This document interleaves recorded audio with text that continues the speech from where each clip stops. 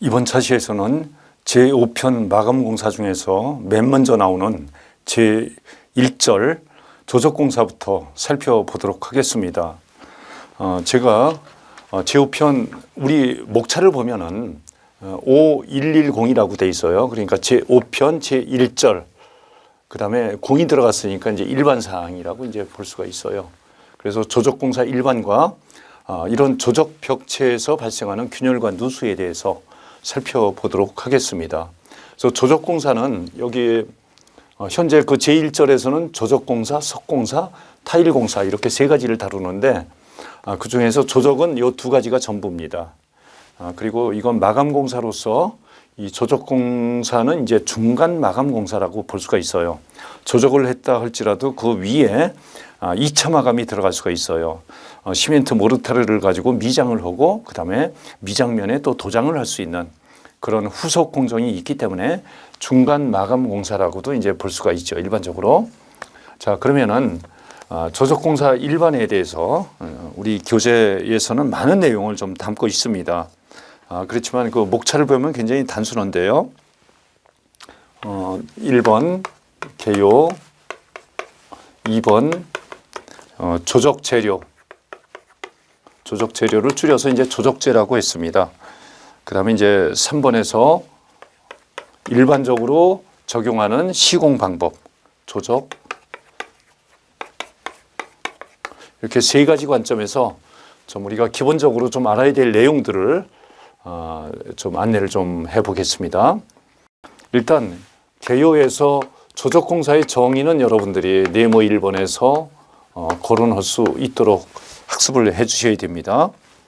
조적재를 적층 시공하여 벽체를 구성하는 공법이다. 그러니까 여기서 정의에서 중요한 거는 벽체라는 거예요. 벽체. 조적 재료가 어디 들어가느냐? 이 재료는 바로 벽체에 들어가는 재료를 취급하는 거예요. 물론 우리가 이제 벽돌을 여러 가지 용도로 많이 쓰이죠.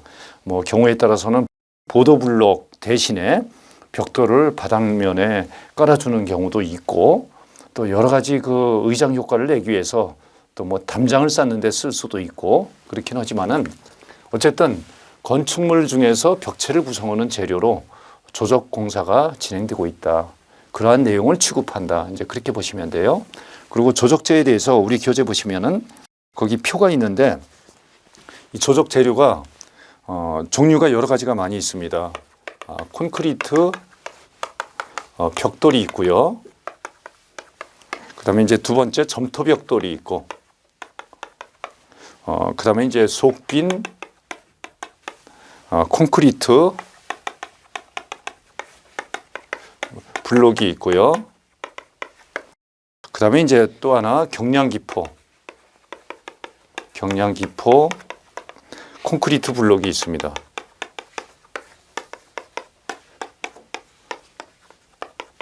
이것들이 이제 조적재가 됩니다. 콘크리트로 된 벽돌, 점토로 된 벽돌, 그 다음에 이제 우리가 속빈 콘크리트 블록, 그 다음에 경량기포 콘크리트 블록. 여기에서 우리가 이제 점토 벽돌을 우리는 적벽돌이라고 이제 많이 하고 있어요.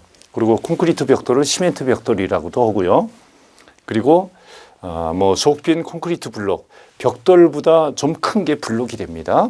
블록보다 좀 더 큰 게 패널이 되는 거고요. 또 패널과 보드는 같은 개념이고요. 그렇게 이제 재료에 붙이는 이름도 약간 뉘앙스가 다릅니다. 그리고 경량기포 콘크리트 블록은 이거는 뭐 경량기포 ALC 블록, ALC 블록이라고도 합니다. 요거는 제3편에서 여러분들이 ALC 블록에 대해서는 학습을 했을 겁니다. 경량기포니까 굉장히 뭡니까? 비중이 낮은, 그래서 아주 가벼운 벽돌이에요. 그리고 또 이제, 그렇기 때문에 이제 이 블록은 단위재가 굉장히 큽니다. 600mm 정도까지 크게. 이거 콘크리트 블록은 무겁기 때문에 한 300mm 정도 길이가 된다고 봤을 때 그거의 더블이죠. ALC 블록 같은 경우는. 그런데 우리가 지금 다루고 있는, 이 교재에서 다루고 있는 거는 콘크리트 벽돌과 점토 벽돌, 이 두 가지만 다룰 겁니다. 이거는 3편에서 다뤘고, 이거는 좀 생략을 제가 좀 하도록 하겠습니다. 이 콘크리트 블록은 어디에 많이 쓰냐면은 우리가 지하 공간에 가면은 이중벽, 지하 외벽에 습기를 차단하기 위해서 이중벽을 쌓는다든지 아니면은 방화 구역에 설치하는 방화벽을 속빈 콘크리트 블록 뭐 6인치짜리 아니면 8인치짜리 뭐 이런 것들로 구성을 좀 하기도 합니다. 하지만 우리가 이제 주로 하는 거는 콘크리트 블록과 적벽돌을 가지고 좀 그 시방에 대해서 좀 살펴볼 겁니다. 그리고 제가 이 명칭에 대해서도 좀 여러 가지로 이제 의아심이 있는 게 제 개인적으로 사실 콘크리트 벽돌은 없어요. 세상에 콘크리트 벽돌은 없습니다. 정확하게는 뭐가 있느냐? 시멘트, 모르타르 벽돌은 있습니다. 이 콘크리트라면은 골재가 어떤 게 들어가는 겁니까? 장골재도 들어가고 굵은 골재도 들어간 거예요. 굵은 골재. 그게 들어가야 콘크리트가 되는 거거든요. 엄밀한 의미에서. 하지만 관습적으로 그냥 장골재만 들어간, 모래만 들어간 벽돌을 그냥 콘크리트 벽돌이라고 KS 규격에서도 이름을 붙이고 있고 많은 사람들이 그렇게 부르고 있어요. 그래서 그런 부분들은 뭐 그냥 여러 사람이 사용하는 언어대로 사용해야 되겠지만 논리적인 구성으로 봤을 때는 콘크리트 블록은 존재하지 않는다. 굵은 골재를 써가지고 벽돌을 찍어내는 사례는 없거든요. 굵지 않은 모래를 사용하는 거죠. 예. 그래서 그런 의미를 생각해 보시고 점토벽돌은 뭐냐면은 적벽돌이라고 해요. 적벽돌. 뭐냐면은 그 황토 흙을 그 1000도가 넘는 온도에서 구워내는 거예요. 그러다 보니까 색깔이 아주 붉은색이 나죠. 그리고 또 붉은색을 더 진하게 내게 하기 위해서 유약도 발라주고 뭐 색도 입히고 이제 그렇게 되는데요. 이 점토 벽돌은 주로 치장용으로 써요. 치장용. 그러니까 그리고 콘크리트 벽돌은 일반적으로 칸막이 벽돌, 칸막이 용도로 사용을 하고 그 다음에 이제 내력벽으로도 사용을 합니다. 내력벽 용도로도 콘크리트 벽돌을 써요. 그럴 때는 1.0B 이상이 돼야 되는 거죠. 이 내력벽이 되기 위해서는 일반적으로 칸막이 벽으로 용도로 많이 쓰입니다. 아파트에서도 세대 내에서 안방과 뭐 작은 방을 구분할 때 그 칸막이 벽을 전부 벽돌을 쌌잖아요. 1.0B로 쌓아주잖아요. 그게 이제 칸막이 벽이 되는 거죠. 그리고 상부 하중을 받을 수 있는 내력벽으로 짓는 거는 3층 이하의 소규모 건축에서나 가능한 겁니다. 이런 배경을 가지고 알고 여러분들이 재료에 대해서 접근을 좀 해주시기를 바랍니다. 그래서 재료에 대해서는 아파트에서는 콘크리트 벽돌을 어디에 많이 쓴다? 세대 내에 칸막이 벽돌로 많이 쓰고 그 다음에 소규모 건축물에서는 내력벽으로 많이 적용한다. 그 다음에 점토벽돌은 어디에 쓰느냐? 이거는 아파트에는 거의 안 쓰죠. 주로 어디에 씁니까? 주로 저 소형 건축물의 그 치장벽돌로 많이 적용을 한다. 그리고 이제 가끔 적벽돌을 바닥에다가 뭐 이렇게 깔아주는 경우도 있죠. 의장 효과도 나고 그 다음에 물도 투수시키고 뭐 이런 용도로 좀 할 때 해주기도 하는데 벽체로 봐서는 치장용 벽돌로 많이 쓰인다 이렇게 보시면 돼요. 그리고 그 콘크리트 벽돌의 그 품질을 보면은 우리 교재 보면은 종류를 A종, B종, C종이라고 했는데 콘크리트 벽돌은 몇 종이냐면은 이거는 C종이에요. C종. 그래서 현장에서 사용하는 콘크리트 벽돌은 C종으로서 1급이냐 2급이냐 이렇게 구분이 되는 거고 1급과 2급이 구분되는 기준은 압축 강도와 흡수율로 이렇게 구분이 된다. 이렇게 보시면 돼요. 교재를 보시면서 그런 걸 좀 확인을 해 보시기 바랍니다. 최소한 콘크리트 벽돌 그 품질 기준에 대해서는 여러분들이 좀 알아야 돼요. 콘크리트 벽돌. 그 다음에 이제 점토 벽돌도 많이 쓰잖아요. 소규모 건축물에서는 치장 벽돌로. 소규모 건축물 하면은 개인주택이라든지 학교 건축물, 그죠? 학교 교사 같은 거 지을 때는 그 교실 같은 거 지을 때는 바깥면에다가 다 치장 벽돌로 점토 벽돌을 쓰잖아요. 그렇기 때문에 사용량도 굉장히 많습니다. 적용 사례가 많습니다. 군막사를 짓는다든지 할 때도 이제 사용을 하죠. 그래서 콘크리트 벽돌과 점토 벽돌의 규격도 알아놔야 됩니다. 이 정도는 시험에 나올 수가 있어요.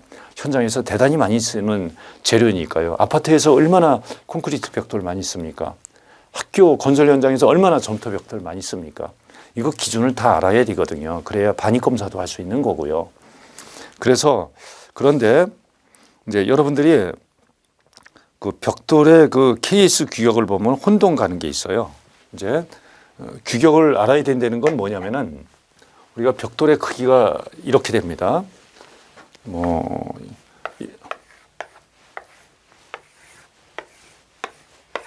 이게 벽돌이라면은 요거 가로, 세로, 그다음에 요거 길이 이렇게 세 가지를 알아야 되죠. 그런데 이거를 두께라고 합니다. 두께. 그다음에 요 부위를 짧은 면 세로를 높이라고 해요. 높이. 그다음에 이 부분, 긴 부분을 길이라고 이제 표현을 합니다. 길이. 그런데 여러분들 헷갈려서는 안 되는 게 시멘트 벽돌에서는 이렇게 두께 곱하기 높이 곱하기 길이 이렇게 나타내는데 점토 벽돌에서는 이 높이라고 하지 않고 이 높이를 뭐라고 표현을 하냐면은 두께라고 표현을 해요. 높이를. 그리고 여기 있는 두께를 뭘로 표현하냐면은 너비라고 합니다. 너비. 이 폭이라고 표현을 하는 거죠. 그러니까 이거는 상충되는 거죠. 같은 벽돌인데 재료가 다르다고 두께를 너비로 표현하고 높이를 두께로 표현하는 거는 이거는 아마 이제 KS 규격을 심의하는 분들이 앞으로 좀 이렇게 통일시켜야 되는 부분이라고 저는 생각을 해요. 다만 제가 말씀드리는 거는 여러분들이 두께와 높이를 혼동하지 말아달라는 거예요. 그래서 그림을 그려놓고 표현이 다르더라도 이렇게 그 해당되는 규격을 적어주세요. 보통 요 가로 부분이 몇 밀리냐면 90mm예요. 표준형이. 이게 90이고 요 두께 부분이 57mm가 됩니다. 그리고 길이가 얼마냐면은 190이에요. 그러면 잘 보십시오. 이거는 뭐 저 설명을 해놓은 데가 없지만 요 57mm란 말이에요. 이게 0.1B로 쌓기를 한다면 이 위에다가 벽돌 한 장을 쌓을 때 뭐를 가운데다가 붙여줍니까? 몰타를 붙여주겠죠. 몰타를 올려놓고 그 위에 벽돌 한 장 쌓아야 된단 말이에요. 그죠? 그때 몰탈 두께가 보통 몇 미리가 나오느냐? 3mm가 나온다고 보시면 돼요. 3mm. 그럼 57 플러스 3은 몇입니까? 60이 되죠? 그래서 수량 계산하기가 쉬워지는 거예요. 그걸 고려한 겁니다. 그 다음에 이 벽돌 옆에다가 또 벽돌을 붙여야 되잖아요. 붙여야 되잖아요. 근데 벽돌과 벽돌 사이를 또 하나를 붙이려면은 이렇게 붙이려면은 여기 몰탈이 들어가야 된단 말이에요. 몰탈. 이 몰탈이 보통 한 10mm 정도가 들어갑니다. 그래서 그 10mm를 고려해서 90mm로 만든 거예요. 90 플러스 10은 몇입니까? 100이죠. 그래서 가로는 100, 세로는 60 정도를 한 장의 그 벽돌 그 이렇게 용접 그 벽돌이 차지하는 공간으로 보는 거죠. 그래서 물량 계산이 아주 쉬워지는 거죠. 그다음에 길이가 200이 아니라 190이에요. 왜 그렇죠? 여기다가 또 벽돌을 한 장 이어서 계속 조적을 하려면 여기 들어가는 몰탈이 10mm 정도 들어가거든요. 그러면 190 플러스 10은 몇입니까? 200이 되죠. 200. 물량 계산이 쉬워진단 말이에요. 물량 계산할 때는 가로를 얼마로 치고 푸는 거예요? 50. 이 가로를 90이 아니라 100. 100 곱하기 60 곱하기 200으로 보는 거예요. 그러면 이제 물량 산정이 아주 쉬워지는 거죠. 그래서 끝이 57이고 90이고 190인 이유가 다 있습니다. 자, 아무튼 재료에 대해서 여러분들이 좀 살펴보시고 우리 재료에 대해서는 교재에 자세하게 KS 규격을 다 설명을 좀 해놓고 있어요.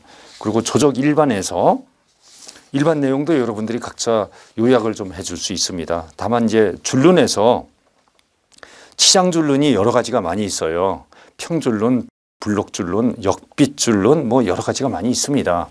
이 중에서 많이 쓰이는 줄눈 한 두 가지만 여러분들이 그림으로 표현할 수 있도록 학습을 하시기 바랍니다. 뭐 다양한 종류를 제가 좀 표시한 거기 때문에 그렇기 때문에 이 중에서 많이 쓰이는 게 어떤 건지 그렇게 선별을 해서 구분을 해볼 필요가 있어요. 자, 그다음에 이제 그 시공 일반에서 굉장히 중요한 게 뭐가 있냐면은 임방보가 있고 테두리보가 있어요. 이거는 시험 문제에 굉장히 자주 나옵니다. 굉장히 자주 나온다는 거는 조적 공사 부분에서 자주 나온다는 뜻이에요. 전체적으로 보면 임방보나 테두리보는 옛날에 많이 나왔습니다. 근데 지금은 그렇게 이거 말고도 중요한 게 워낙 많다 보니까 그렇게 출제 비중은 옛날보다 많지 않습니다. 여러분들 우리 교재 보시면은 출제 정보에 대해서 다 자세히 나와 있으니까 목차 이전에 나와 있는 기출 사례들을 전부 한번 살펴보시기 바랍니다. 그래서 임방보와 테두리보는 여러분들이 용어형으로 꼭 공부를 좀 해주십시오. 그림도 그릴 수 있어야 되고요. 그리고 임방보의 구조 제한에 대해서도 알아두시고, 구조 제한, 임방보에 대한 구조 제한이 있어요. 그 다음에 이제 임방보의 종류가 있습니다. 종류. 근데 이 종류에 대해서도 언급을 해줄 수 있어야 돼요.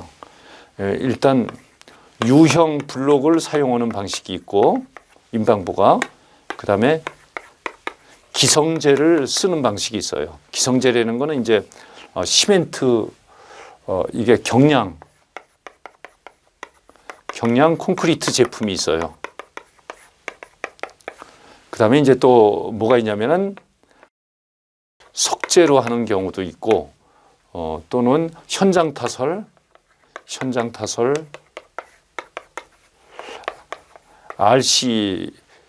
RC보로 하는 경우가 있어요. 이게. 그 다음에 또 하나는 엣지 형광을 쓰는 경우가 있습니다. 엣지 형광. 그래서 U 블록을 가지고 우리가 임방보를 만드는 거는 1.2m 이하일 때는 U 블록을 사용할 수가 있어요. 그렇지만은 1.2m가 넘는 거는 이런 것들을 써야 되는 거죠. 이 중에서 가장 완전한 게 이제 엣지 형광이 될 수가 있고요. 그 다음에 현장 타설 RC보도 이제 적용 사례가 많이 있고요. 그렇지만 가장 많은 건 이 부분이에요. 이거 기성재. 아파트에서 가장 많이 쓰는 거는 경량 콘크리트로 왜 중간이 뚫려 있는, 그래서 길이를 맞춰서 그냥 톱으로 잘라서 임방보로 쓸 수 있는 그런 기성재가 가장 많이 사용되고 있습니다. 그래서 교재를 보시면서 종류 정도는 언급할 수 있어야 되고 어느 게 제일 많이 사용된다라는 것도 언급할 수 있도록 공부해 주시기 바랍니다. 테두리보도 똑같아요. 구조 제한에 대해서 교재에서 제시하고 있는 내용 이렇게 쓸 수 있어야 되고요.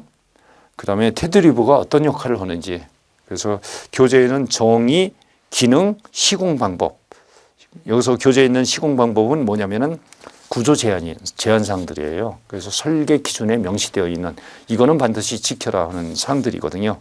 그런 것들은 암기해 줘야 돼요. 도리가 없습니다. 자, 그래서 조적공사 일반에 대해서 지금까지 좀 말씀을 드려봤고, 그 다음에 조적벽 균열, 누수에 대해서 좀 말씀을 드려보겠습니다. 조적벽의 균열과 누수. 이 내용은 엄밀히 보면은 이제 내력벽 차원에서 어떠할 때 균열이 생기고 어떠할 때 누수가 생기는지, 이건 누수가 생긴다는 거는 내력벽이 될 수도 있고 치장벽이 될 수도 있습니다. 치장벽은 뭐죠? 점토 벽돌이 건물 외부에 외장용으로 사용됐을 때는 치장벽이라고 그래요. 내력벽은 뭐예요? 수직 하중을 받을 수 있는 하중 능력이 부여된 벽을 내력벽이라고 합니다. 그래서 이 내력벽은 3층이 초과될 수 없어요. 구조 제한에서. 3층 이상 건축물은 벽돌로 내력벽을 지을 수 없도록 되어 있습니다. 왜 그러냐면은 벽돌로 지은 내력벽은 어디에 제일 취약합니까? 지진이 일어나면은 이거는 가장 취약합니다. 벽돌이 다 우르르 무너질 수 있다는 거죠. 그래서 3층 이상은 벽돌을 사용할 수 없도록 되어 있어요. 내력벽을. 그다음에 이제 치장벽은 뭐 상관이 없죠. 학교 건물 같은 경우는 5층짜리 건물도 뭐 적벽돌을 가지고 치장벽을 하는 경우가 있으니까요. 자, 그래서 조적벽의 균열 누수 원인과 방지 대책에 대한 거는 이거는 뭐 10년에 한 번 시험에 나올까 말까 하는 빈도예요. 하지만 이 내용을 공부해야 직성이 풀리겠다 하는 분들은 교재에 있는 내용만으로 모범 답안을 구성을 해서 여러분들이 학습에 대비하시면 될 거예요. 그래서 이 조적벽의 균열과 누수는 그렇게 중요성이 높지 않아요. 하지만 균열이 생기면 대단히 흉측합니다. 어디에서 그런 사례가 많으냐면 아파트 공사할 때 뭐 칸막이 벽에서 균열이 생기는 경우는 별로 없어요. 그렇지만 어디에서 생기냐면은 지하층에 갔을 때 지하 주차장에서 뭐 이렇게 보강 블록을 가지고 콘크리트 블록을 가지고 이중벽을 쌓은 부분에서 우리가 뭐 조인트를 주지 않았다든지 이렇게 되면은 다 사다리 형태로 다 균열이 생깁니다. 아주 보기가 흉하죠. 이게 페인트를 칠해도 가려지지 않고 말이죠. 그래서 이제 그런 측면에서 칸막이 벽 측면에서 균열과 누수를 방지하기 위해서는 어떤 노력을 해야 될 것인가 라는 측면에서 여러분들이 조적벽의 균열과 누수 내용을 정리해 주시길 바랍니다. 그래서 이로써 이번 차시에서는 조적공사에 대한 거를 이로써 마치는데요. 가장 중요한 거는 조적공사 일반 중에서 시공에 해당하는 부분이 있죠. 인방보와 테두리보. 그 다음에 또 하나 있습니다. 조적 재료로서 콘크리트 벽돌, 그 다음에 점토 벽돌. 이 두 가지 KS 규격은 반드시 공부를 좀 해 두셔야 돼요. 왜냐하면 현장에서 이 두 가지 재료는 굉장히 많이 사용을 하고 있거든요. 이런 중요한 사용 빈도가 높은 재료를 여러분들이 반입 검사하기 위해서는 최소한 규격은 알고 있어야 돼요. 크기에 대한 규격보다도 더 중요한 거는 이제 압축 강도 규격하고 흡수율 기준 이런 거에 대해서는 여러분들이 꼭 암기를 하고 계셔야 됩니다.